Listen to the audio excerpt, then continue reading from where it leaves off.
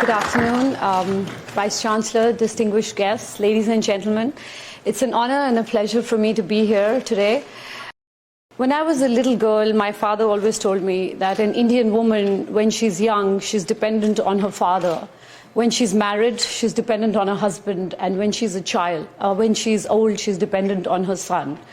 And I don't want you to be like that. I want you to have independence. I want you to be the master of your destiny. And the only way you can do that is if you are educated and you can stand on your own 2 feet.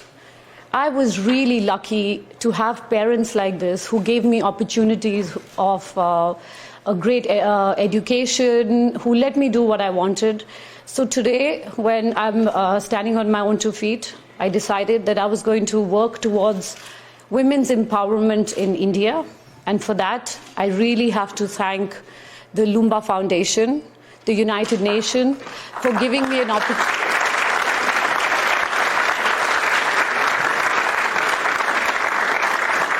For giving me an opportunity to give back to society and make a difference. Thank you.